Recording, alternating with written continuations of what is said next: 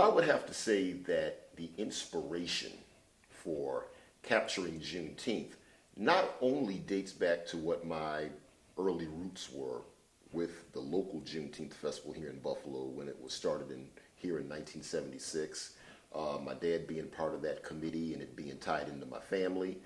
It was brought here to be a revitalization effort to bring a renewed interest into the Jefferson Avenue business district of the African American community. It was also done in response to the bicentennial celebration in 1976, which was happening all across the country. And also, in addition to that, for my inspiration, was decades later in the mid to late 90s when I did the documentary on the history of the Build organization, which organized the Juneteenth Festival. In doing the research for that documentary, I had come across so many classic vintage photographs as well as newsreel footage of some great images of the Juneteenth Festival. And just the whole essence of that event, compelled me to first start off by shooting video, because I'm also professionally in media for over 20 years. So just shooting video initially and just capturing the images that way was a very inspirational thing. In addition to that was, years later in 2013 when I got into photography, and I wanted to just capture some still images, frozen in time, of just various moments during the Juneteenth Festival. You look for the smiles on people's faces. You look for people obviously enjoying themselves. You go to the African dances and you get like the intensity and the artistry of the people that are involved in the dances, the people that are performing on the stage. You go for, you try to capture their moments. You try to capture the enjoyment of the crowd. It's more of an effortless thing, but now I find that capturing the moments come a lot easier to me, because sometimes you can be out there flicking and you can post, and really what happens is that when you post it on social media and people will have like favorite shots that they'll just share and stuff, that images that they'll enjoy, and then years later those tend to become some of your most classic shots. But capturing the moments for me at this point is more of it's really an effortless thing now. It's become a lot more effortless now than it was back then when I was really trying really hard to grab this and grab that. And sometimes, you can capture a great moment and not even, there have been many instances where I've captured some really great moments during the festival and didn't even realize I did it until I either look at how the picture came out, or somebody else, other individuals will like or comment on something on social media or Facebook or Instagram or something, and by the people themselves will kind of make that determination whether that was a real classic or classic shot that you took. First of all, when you're doing this, the Juneteenth parade is very, very fast-paced, very fast-paced. You might not realize it just standing out there on the side being a spectator, but when you're walking up and down Genesee Street and into the park, it is a very fast pace. It is very intense. That really is the most busiest time for shooting, because that's when things are happening just like that, man. I mean, you're capturing the step shows from the fraternities and the sororities. You're capturing the drill teams. You know, you want to get the right shots with the kids that are on the drill teams. You got people that are. You have the politicians, of course. You got the classic cars that are driving down the streets on display. You have the crowd enjoying themselves. So you're walking down the street, people in the crowd can flag you down. Cameraman, get me. They want to get their picture taken.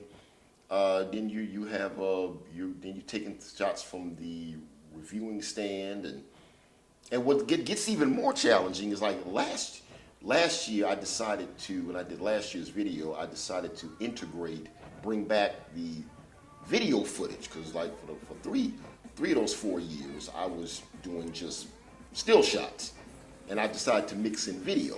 So that made it even more of a task. I mean, particularly when it comes to the step shows from the frats and the sorors, as well as the drill team.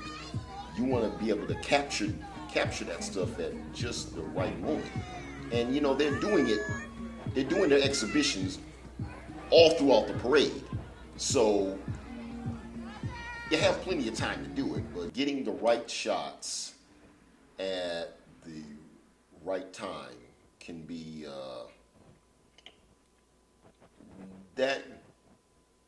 it can be a task and a half. That's probably that. Well, I won't even say probably. Hell, it ain't probably. Hell, it is. It is the hardest part of shooting that festival, because that's when you really, really, really have to be on point and camera ready at all times. At all times, because you never know what you're gonna get. If you ain't careful, you might end up missing something. And yes, I have missed some stuff, much to my frustrations at times. But I mean, that sometimes that's the nature of the beast. But it can be arduous, but it's also a lot of fun, and it's definitely something that I look forward to every single year. The Sankofa days, I would say, are the easiest, because the Sankofa days are what kind of prepares me for the upcoming festival. The Sankofa days, for those that don't know, are the 7 days leading up to the Juneteenth Festival. That was started kind of like the same way they did that the same way they do Kwanzaa. The Kwanzaa committee does Kwanzaa. You have the 7 days of Kwanzaa. So the 7 days leading up to the actual Juneteenth Festival, and they're various events, and that allows me with my camera to kind of get my practice in a little bit, kind of sharpen my skills. I mean, you do this craft, you're always learning. You're always looking for ways to sharpen your skills, and it's a lot of different events, and so you're capturing moments from the various events. They have things like poetry readings, there's musical events, African dance events, African consciousness workshops that take place. Sometimes even, community meetings focusing on many different topics. So that for me is my practice time. One of their annual Sankofa Days events is when at my radio station WUFO, Ross Jomo and Ross Moata of Project Access, the Africa radio show, they always have like their little makeshift block party that's like outside of the studio. We call it kind of like between the rock and the hard place, between the Colored Musicians Club and the station itself, which is situated now in the Michigan Avenue Heritage Corridor, which is a wonderful place in the city of Buffalo downtown. And we have our little block party over there on Michigan Avenue, and we bring the community out. People get to come into the station, do interviews on on the air, as well as going to the parking lot. We have like a lot of dance parties and like little mini concerts out there. So, we're able to get a lot. I'm able to get a lot of good shots and images through that day also. So Sankofa days are pretty much the preparation for the job that's to take place at the actual festival itself. One of the newest events that the Juneteenth has had is an event called Joko-Ben-Nah. Yeah, they did that for about the last couple of years, and I've had an opportunity to capture images at that event.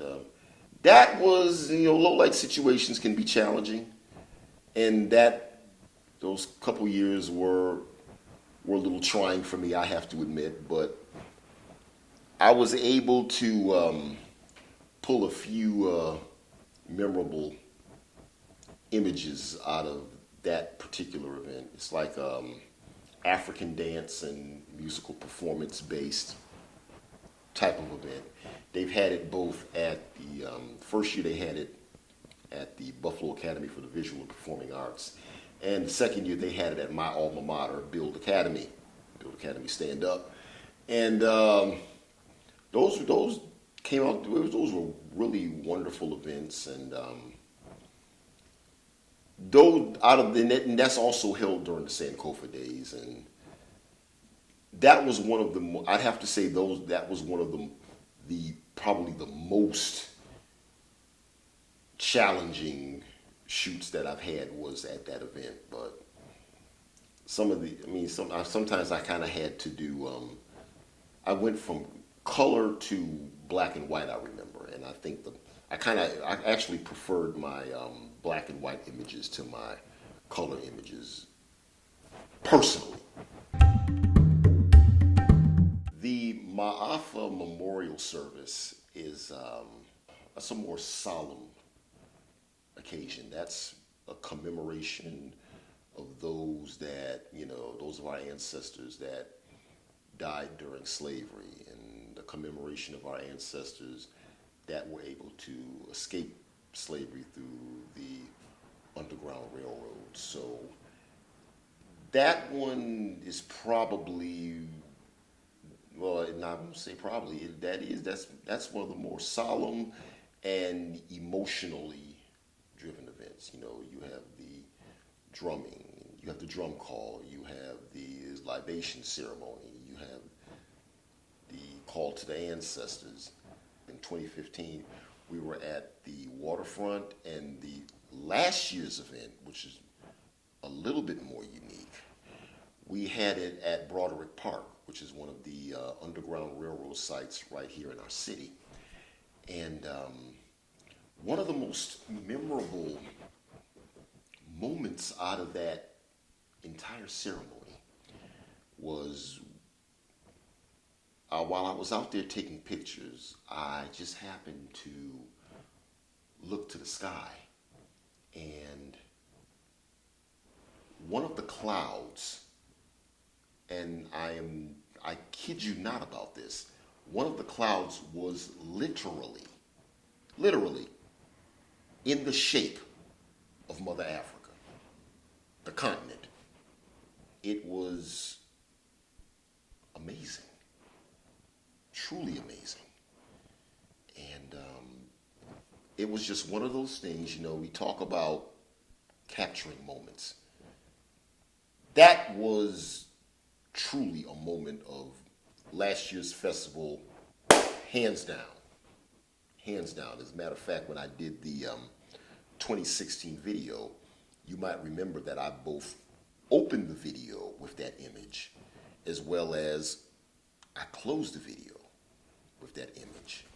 So that's among the more solemn occasions of the festival, and that's kind of how that's actually the actual ending event of the Juneteenth Festival itself. It starts off with the Sankofa days and the raising of the red, black, and green flag in front of City Hall downtown, and then we go from there to the MAAFA memorial ceremony. And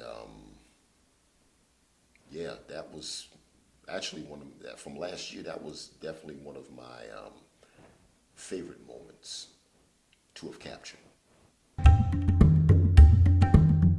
How did I know that was going to come up? How did I know that question was going to come up? The initial intent of that, seriously, was I was just getting into photography and, trying out different cameras. And at the time, I wanted to see, like, admittedly, which camera could get the best shot initially. But after a while, it kind of was a case where I said earlier where the Juneteenth parade is very, very fast paced and you have to be like really, really quick with your shots. You know what I'm saying? So sometimes when you're flicking, you're catching flicks, whether you have it on single mode or continuous mode, sometimes it can stop. And then it's like, you're frozen, right? You don't know what, if you have one camera, you're kind of screwed. But so when that happens with me, when one does that, I quickly grab the other one. But also, and really mostly, it's a lens thing. On one camera I may have a macro telephoto lens, and then on another one I might have like a wide angle, or the other one I might have just a regular angle lens that basically comes with. And so you're capturing different moments with that. So you can sometimes you can switch from close-up shots to wide-angle shots, and you don't do too many wide-angle shots, but the close-up shots, and then you have like your regular angle, the regular lens, where if I'm walking up the parade route, and somebody waves to you or tries to flag you down, cameraman, they want to smile to get on, they want to smile and get their picture taken. That happens a lot. So you can use that camera to just quickly snap that shot of the person, then get right back into the parade and get all the action that's going on in the parade. So everything serves a purpose. Now, it's been about 4 years. I don't know I don't know how much longer I'm going to keep doing that, but I do intend on continuing that into this upcoming festival. But at the same time, I mean, if you might notice that if you're really paying attention, a lot of photographers do that. You may see different photographers. They might work for the news or a different AP outlet or something like, or Associated Press or something, and they may have like more than one camera to capture different, whether it's different lenses on them or what have you. So that it's not really an uncommon thing amongst photographers. So in any given event, you're liable to see something like that. Favorite shots? I don't know. I think I've taken so many shots. It's kind of hard to like pick just one. If I could put my finger on it, I would have to say my favorite shots would really be, seriously, at the waiting pool. It's just something about capturing those particular moments where those are really some of my favorites. Are the shots of the children that are playing at the waiting pool, because these last few Juneteenths, these past few years, those have been on some hot days, and you just get shots of these children just in the pool, in the water, just enjoying themselves, cooling themselves off. I got some really. I remember getting some great shots in 2013. I got some amazing shots last year too, man. One shot was just incredible with a kid that was playing in the water, and you can see this kid. He had his hand out like this, and you could just see the drops of water just flying in the air, and that actually was one of my top favorites. The year before that, 2015,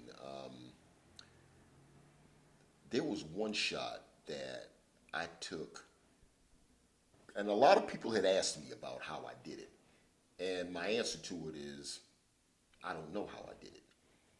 I am almost certain that I was kind of testing out a shot on my camera at the time. And it was a shot where you have like maybe one or two kids in the photo, but they're blurred out. And you see the drops of, when the water sprouts up out of the ground, you could see the water is in focus, is focused and in full detail, but you can see the kids that are kind of blurred out in the background. And a lot of people ask me about that shot, and that wasn't an intentional shot. That was one of those shots where I think I was testing out the camera to try testing out a setting on it, and I happened to just get it, and I didn't really see it until I came home later that night and reviewed it on the computer. And like, wow. But in terms of favorite, I mean, of course, I do the videos. Now, in terms of what my favorite video was from the last 4 years, hands down, it was the one that I shot in 2015. Yeah, that was that one got the most feedback. That one was, I mean, a lot of people said they were emotional. They teared up when they looked at it. That was the year that they had the reenactment. Paulo and Diatra did a reenactment of the freeing of the slaves from slavery, a natural Juneteenth reenactment when the slaves got the word that they were free. And I got some great images from that performance, and that was the one.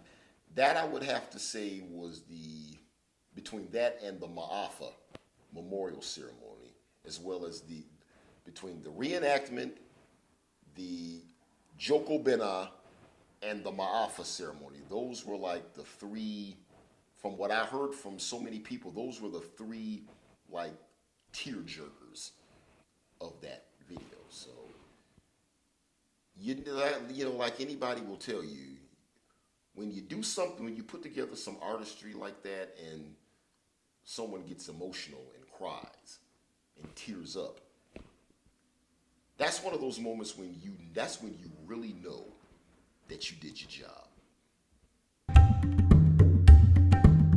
My plans for this year's festival, I don't know. Right about now, at the time that this interview is being shot, it's not even Memorial Day. So to be perfectly honest with you, I haven't even gotten that far yet. So you'd be better off asking me that probably by the first week of June or something like that, pretty much, because that's around the time when I start to review the pictures that I took the previous year, and I kind of review them and look at what I did this year, look at what I need to improve on, maybe try something differently. Last year, I decided to bring back video and integrate that with the photos, and I do intend on doing that again this year. Not sure how I'm going to put the video together. Last year's video kind of came together conveniently. Just started running around working with somebody else doing interviews, so I kind of included that in the photo and video essay. Not sure if I'm going to do it like that again this year, but I'm going to do something. But I'll just end it like this by saying capturing Juneteenth is one of the highlights of my year. It's something that I look forward to. It's something that I tremendously enjoy doing. I can honestly say it's one of my absolute favorites to do. And this year, I can't wait to see what I capture. You know, you're capturing moments I said that it went from being a focused thing to being more of an effortless thing. Um, I mean, the festival as a whole, the entire spectrum of it, I'm talking from the Sankofa days to the MAAFA, the festival to the MAAFA memorial at the very end. Everything is very spontaneous, very unpredictable and unexpected. It's just a matter of being at the right place and the right time with the right camera. So I'm looking forward to it. I'm looking forward to seeing all of you at Juneteenth as well. So celebrate Juneteenth. God bless.